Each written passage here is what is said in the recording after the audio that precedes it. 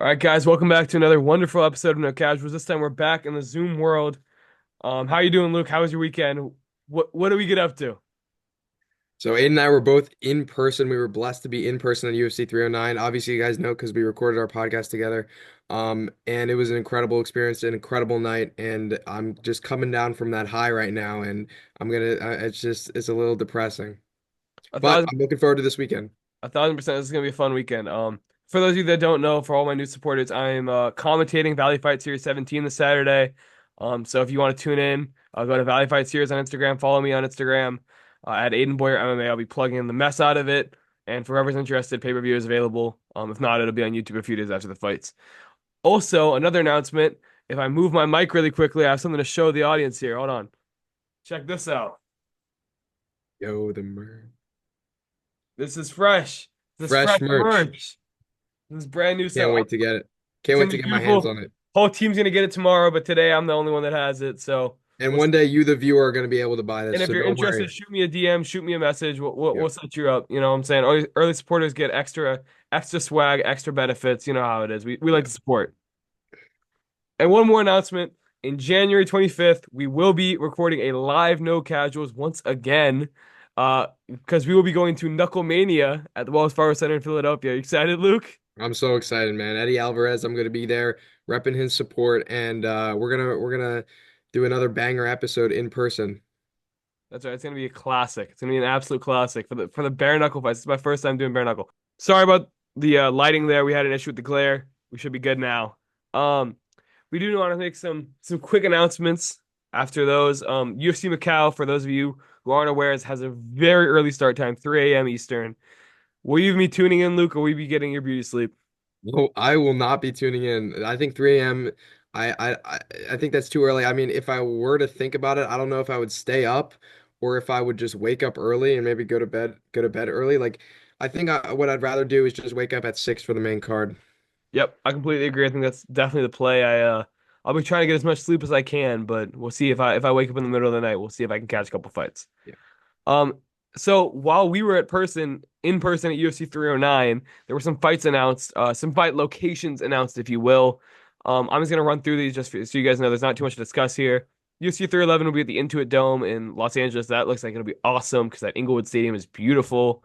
313 will be in at the T-Mobile in Las Vegas. I will probably be there because that is my spring break. And then February 22nd, there's a fight night in Seattle. We can talk about that one a little bit because the main event was what is likely to be the main event was announced. Fluffy Hernandez versus Brendan Allen. And then March 29th, we have a fight night that is in an unconfirmed location, but it will not be in the Apex. What do you Yeah, think and I about have to that? say, What do you think yeah, about that main event in Seattle? the main event in Seattle is very exciting. I think Brendan Allen, I'm gonna side with him on that one, and I think that's gonna be a very exciting fight. But what I was gonna say is that going to the Intuit Dome, I think, is a huge thing for the sport. I mean, that's a brand new arena, and as a fan, especially as someone who's been there in person, like the importance of an atmosphere and walkouts and general like hype leading up to fights is so key. And I can't really imagine what it's going to be like in that new stadium. And I hope they put a lot of effort into it because I think they will. I think the team was going to really enjoy doing that new project. Yeah, I agree. I think it'll be wonderful. I don't think it'll be close to the Sphere, but I think it might be a step down and a step Yeah, yeah. above some of the other stadiums that they do and the arenas that they do. Let's go to our recap section really quick. There's not much to recap because we were there. We should talk about Chris. What is his last name? Chris Chris Weidman, Chris Chris Weidman. Weidman versus Eric Anders. Their fight was canceled off of 309 and moved to 310, giving them a 10 fight prelim card. What do you think? Do you have the same take? You think Weidman will do it again? Do you think the change of Yeah, location might mess with him? I don't think I'm going to change my take. I still think Weidman's going to do it, but it was definitely a blow to be there and not being able to see him. I'm sure he was upset too.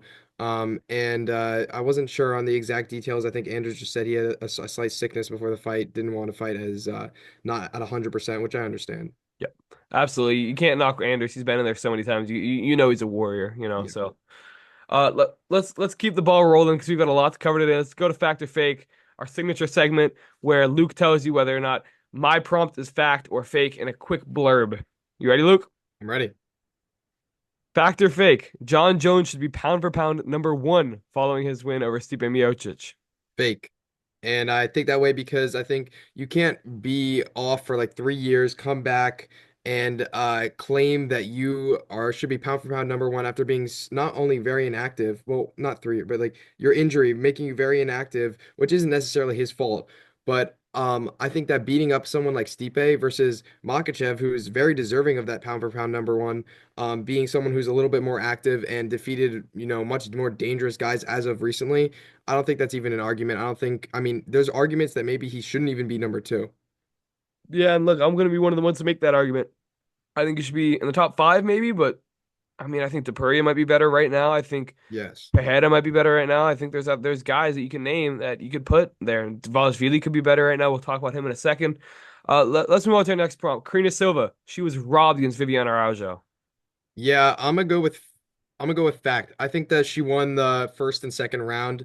It was a close fight, so I'm not gonna harp on the judges at all, but I think that maybe I don't know if it was close enough to I mean, I don't know if it was uh a robbery, but I think personally she won.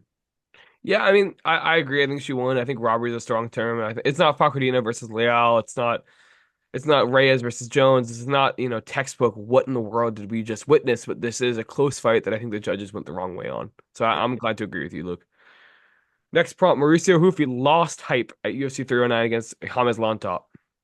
I'm gonna go with fact, but not like an amazing amount of hype. Like he was still exciting to watch. There were moments where I was like really on the edge of my seat, especially being in person there.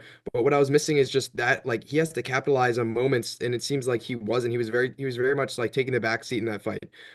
And it was still an exciting fight. I don't think it was as boring, and he didn't lose as much as hype as like Bo Nickel, for example, who that was just a devastating fight to watch. The whole entire arena just booing, booing. I won't go too much into that because we have a lot to talk about, but yeah, I think it's a fact. But and I'm still excited to see like the future of him, and the fighting nerds are still a huge part of the UFC right now. Yeah, I'm inclined to agree with you, Luke. I think if we keep agreeing and make this episode a boring one, we gotta find something to be contentious on. But I agree with you, man. I don't think it hurt him too much. But when you're a guy that's as highly touted as Rufy is, and you're as big of a favorite as he is, you have to go out and finish your opponent in spectacular fashion. And he was And it seemed farming. like it seemed like he was trying to like maybe set something up, but I don't know if he ran out of time.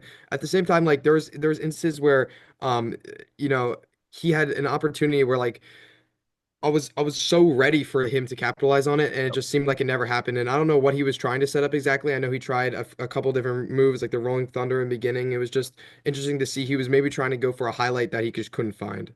Exactly. And Lon Top's a tough guy. We knew this coming in, but I do feel like Rufy.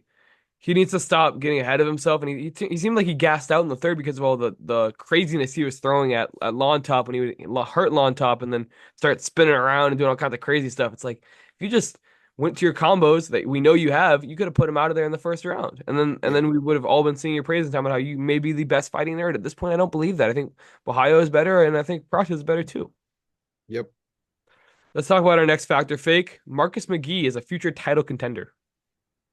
Not to diminish his career, but I think that's fake. I don't think he's going to be a title contender. I think that he's going to have a good career, and it was impressive to see his win. He took Hernandez to a decision, which is, I mean, he won, but I don't think he'll be a title contender now. Yeah, I disagree with you there, Luke. I think McGee is he's not a young chicken, Hmm. but in that division, a bantamweight to get a win over Jonathan Martinez and a guy that went toe to toe with Jose Aldo, a guy that has multiple leg kick knockouts to withstand the damage that he took on the legs and find his boxing combinations shows durability, it shows strength, it shows passion. I believe that Marcus McGee is someone that'll be in the top seven, top five at some point in his career. I completely agree, but being a title contender, I just don't know if He's a that's. top five, you're a title contender, man. What are you talking about? I mean, like as in fighting for the belt, Okay, actually being like someone that's like threatening as a title contender. We have we'll plenty see. of title contenders that just stay in their spot. Yeah, sure. Like Michael Chandler, who we'll talk about later. But yes. Um, Roberto Romero versus David Onama should have been the fight of the night instead of Oliveira versus Chandler. So I'm gonna go with I don't know because I'm split. I mean, I got out of my seat to go get food during this fight because I was not anticipating it to be this good. And I was very jealous. I was hearing the crowd like screaming while I was getting my food. I was like hurrying to try and go back. And part of the reason why I left is because I felt like Roberto Romero would get absolutely dominated in this fight, especially being his UFC debut on very, very short notice.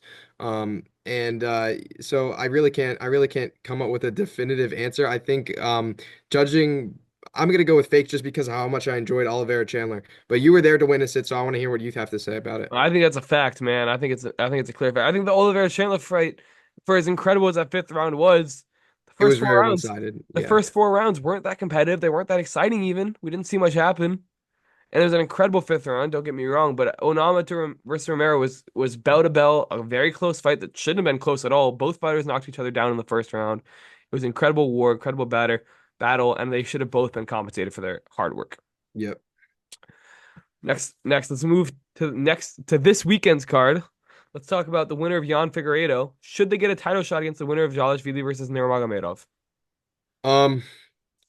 So I think that the winner of Jan versus Figgy should probably fight O'Malley. I think Umar deserves the title shot, so I'm gonna go with fake. They should not get a title shot. I think that Umar's been waiting. I think that he deserves this. And I think that a fight against O'Malley for either Jan or Figgy makes sense.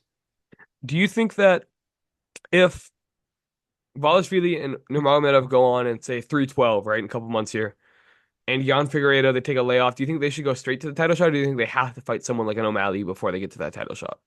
Um, in terms of proving themselves, they don't need to fight O'Malley, but if it's a long layoff, I think we know that well, I'm not saying actually Marab's more active than I was about to claim, but I think that they don't necessarily need to fight O'Malley, but if they're finding themselves in a situation where the UFC offers them that fight, and for example, I think that Figueiredo he beats O'Malley like current right now. And especially if he comes off a dominant win against Jan, which I'm leaning towards that happening. Not to jump the gun on our next segments. But yeah, Okay, and our final fact or fake prompt: Wang Kong is the biggest prospect in the women's flyweight division. I'm gonna go with fact. I mean, she's 6-0, and that's pretty much all I know about her. I don't have a lot of comparisons for other biggest prospects in women's flyweight. But what do you think? I mean, I'm completely in agreement. She's undefeated. Last win came in a 30-second flash knockout. She's a win over Valentina Shevchenko in Muay Thai. This woman is legit. She's fun. She's exciting, and she's going to be the future of this division.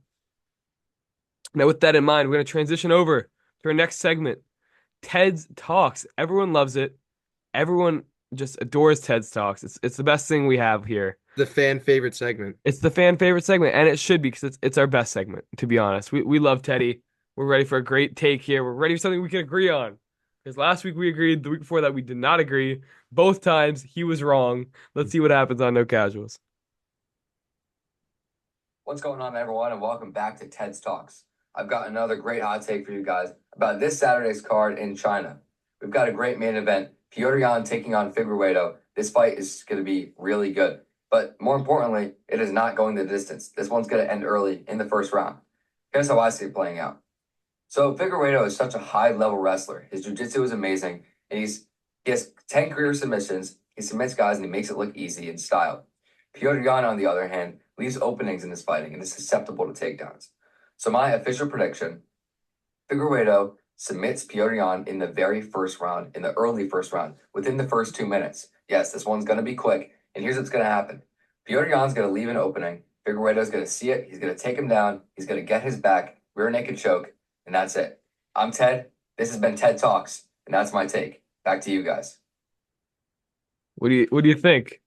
So I actually don't think that's too like hot of a take. I mean, I personally don't see this being a Figgy closing this out in one round. I think that Jan is way too dangerous for that to happen. I think that it'll probably either go to distance or go into one of the later rounds, at minimum like round three. So I'm also siding with Figueiredo, and I know that he's the underdog on this, but that's not too hot of a take, like considering how close this main event is.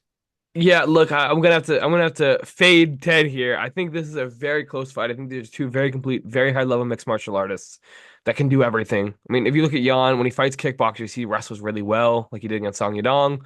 Same thing with Figueiredo when he fights kickboxers, he wrestles really well. When he fights wrestlers, he kickboxes really beautifully, as is Piotr Yan, who's one of the best boxers in the UFC. Look, I don't see this fight being easy for either fighter. I see it being a competitive bell to bell war. I think this is going to be an incredible fight. I think it's going to be a shame that too many people in the US are not going to be able to watch it because it's going to be so early. I have Figueiredo winning, but probably by a very close, maybe 49-46 decision here. I don't see it being a show out either way. Yep. With that being said, it's time for our next segment, our new segment. This is brand new for episode 4. Next up with a visual aid where I run through my choices if I were Dana White and if I were the matchmaker for the UFC. So, and Ted's going to give his input on whether I am correct or not in this. Welcome to Next Up. First off, John Jones should be fighting Tom Aspinall in his next fight. I think that's 100%. I think that's pretty easy. I don't think that's a hard one to do. Yeah. Next up, Charles Oliveira should fight Max Holloway next for the BMF title. Yep. I agree. Michael Chandler, Renato Moicano. Hmm. So Now it look, depends. It depends on the activity of Connor. I think that that fight's just not going to happen. fight's So never yeah, gonna happen. I agree with this, and I think it's a good moment for Moicano too. And then if he shuts out Chandler, that'll be really impressive. Then all of a sudden he's in title eliminator talks. Yeah. You beat a guy as good as Michael Chandler is, despite the fact he's number 7. We know how good he is. He went bell to bell with Oliveira twice. We know how good this guy is. If Renato Moicano could put the beating on him the way he did Benoit Saint Denis, he's gonna be in the talk for the title. Bo Nickal should fight the winner of Islam Aliskerov and Andre Muniz. So the winner of the Saudi Arabia fight should fight Bo Nickal. These are two highly touted prospects, two guys that are incredible on the ground but have striking ability much, much higher than Paul Craig's. I think this would be a really good litmus test for Bo Nickal as he enters the top 15. Yeah, I 100% agree. I think this is maybe finally a time for them to stop feeding Bo Nickel these fights that they might deem as like very approachable for him. I think this is a tough matchup, and I think that regardless who wins, that this is the fight to make. I completely agree with you, man. It's almost like I made it myself. Vivian Araújo should fight Caitlin Seminara, Bucks County zone. What do you think? Yeah, let's Yeah, run it. this is a fight. This is a fight that would be on the prelims of any fight night. Unfortunately, Araújo didn't get much stardom after beating Silva, who was a very, very good fighter. But Seminar is a good gatekeeper, has always sort of tested, so that's why I thought of this fight. Karina Silva should fight Casey O'Neill at UFC 312 if she can make the turnaround. Yeah, sure. Right? Marisa Huvi should fight Esteban Rivovics. Yeah, I guess I agree with that. And especially if you do a fight card in South America, get the Argentinian to fight the I, Brazilian. I yeah, mean, that's the tale as old as time. Marcus McGee should fight Mario Bautista. yes, that's a perfect matchup. I think that No, he definitely deserves maybe a higher ranking guy, after fighting Martinez, someone even a little bit higher, and I think that's perfect. I mean, if he beats him, then you're really talking about being a title contender. exactly. Marcin Tybura should fight Curtis Blades. Isn't it crazy they've never fought before, despite the amount of time they've been ranked at heavyweight? They've never fought. That is crazy, and I think that's I've yet to disagree with you on a matchup. I don't hate any of these. Even if I have maybe alternatives in my head, I think this is the perfect fight. I don't have any other option. I don't think there's many other options for heavyweight except Curtis Blades probably beats Tybura in my opinion. I think so too, but Tybura should fight up coming off Yep, of a win that he 100% took on fighting three up. weeks' notice, And I wish we had talked right? a little bit about Tybura versus Denise because I was pretty intrigued by that fight going into it and a little upset with the stoppage, but that's whatever. I mean, I was not upset with that salvage at all. His face was in two pieces, but you know, we'll see. Eduardo Moura should fight Ariane De Silva. Yeah, I mean, Moura, in my opinion, Veronica Hardy is one of the top prospects that was unranked. So for Moura to go out there and beat her in the way she did, I think that she deserves a ranked fight. And De Silva is, no offense, probably the easiest ranked fight in the top 15. So, mhm. all right. We'll get to under the radar in a second. But first, we want to preview this weekend's fights for the bigger fights, the fights that you might be aware of. Let's talk about Volkan Ozdemir versus Carlos Oberg. Who you got and how you've got him. So I got Oberg, and I'm thinking that he's gonna get a knockout maybe in the first couple of rounds, one or two. So yeah, I think it'll be a really good fight, and him fighting up a little bit is gonna be a good test for him. But I'm sure he gets this done. I think you're completely off the mark here, Luke. We can finally disagree on something for real, because I think Ozdemir is going to knock him out. I think Really? I think Ozdemir is going to put on a show, and I'll tell you why. Ozdemir has been in there with killers, like I mean killers his entire career. He's fought for the title before. He's credentialed. He's experienced. He's won 3 of his last 4 fights. Right. The only losses that were devastating against him, like truly, were Yuri Prochazka, who's the number 2 contender right now, and Daniel Cormier, who's now retired. Right. Hmm. So we're talking about a guy who's only lost to the elite of the division and is Right. seemingly having a renaissance in his career against a guy that lost to Kennedy Nzechukwu. Now look, Nzechukwu looked great against Chris Barnett. He's not a slouch, but he's not a top 10 guy. And Oberg's looked great. I don't see him putting Ozdemir anywhere near the mat. I think, yeah, I mean, I don't hate that, but I think that, I mean, going up against like more of a veteran, I think Olberg is younger. I can understand his loss. He's 11-1, and I don't know. I'm buying into the hype. See, I'm not, but we can talk about our next fight: Salman Khanan versus Muslim Salikov. What do you think about this one? Um, I think I'm just gonna go with Muslim. Yeah, I'm inclined to agree with you there. I think the Kung Fu Kid, I think he'll do some cool stuff. Kanon's always been hittable, so for Yeah, Salikov to sort of style on him and get some points up on him, I don't see him knocking him out, but I do see him making Kanon look pretty bloody by the end of that fight. 100%. Now let's talk about Yan Xiaonan versus Tabatha Ricci and the title implications of that because the division is kind of full right now. There's a lot of rightful contenders. So who do you think the winner of Xiaonan versus Ricci should get an immediate title shot after Yan Xiaonan went to war with Zhang Weili? Or do you think Yeah. Ricci, do you think it should be a little more of a wait process for whoever wins this fight? Well, if Zhao Nan wins, I think that she should 100% get that title shot. I think that I would almost like I would have loved a rematch even against Welly after or Weili after the 300 card. Like watching that in the theater was incredible. She practically, I mean, whenever I talk about her, the instant thing that comes to my head is how she like, came back from the dead. And this she does not give up. This is gonna be an amazing fight. This is one of my most anticipated fights on the main card, and I 100% think that she gets it done. And when she does, I think she deserves a title shot. I completely agree with you there, Luke. I can't disagree with you at all. I think the winner of that should fight after Tatiana Suarez or Vina Yadiropa, but I do think that they don't have to fight anybody else because Xiaonan is a task for anybody. And Ricci is surging up the ranks right now, and she has absolute star potential.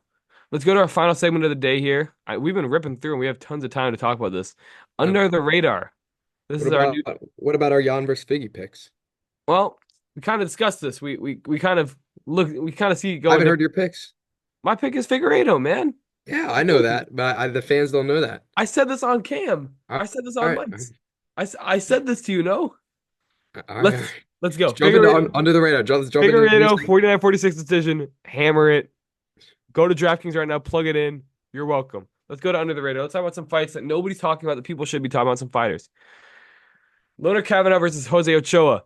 Now, these are two underrated guys, two guys that are very good. Everyone's talking about Kavanaugh because Kavanaugh has a very fan-friendly style, and he had a beautiful knockout in the Contender Series.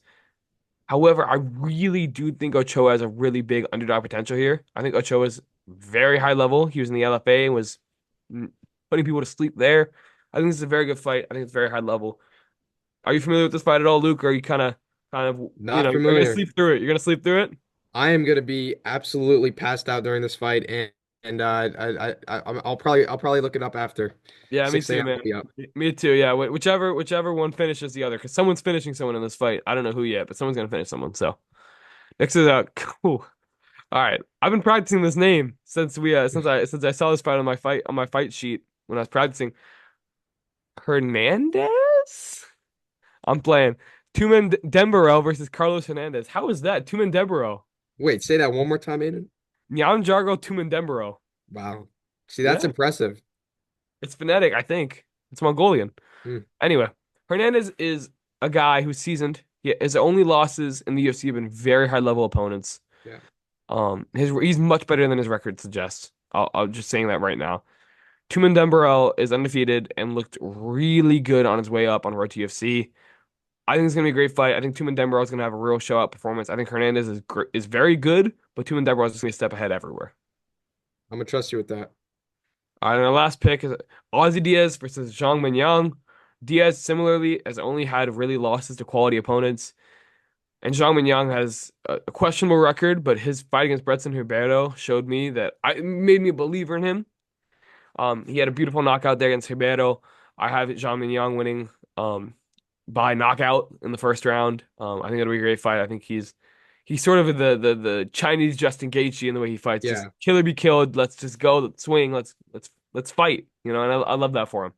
100%. And I All love right. to see this opening up the main card. So this probably be the first fight I watch, and I don't think it's gonna disappoint. Oh, it certainly won't, Luke. It certainly won't.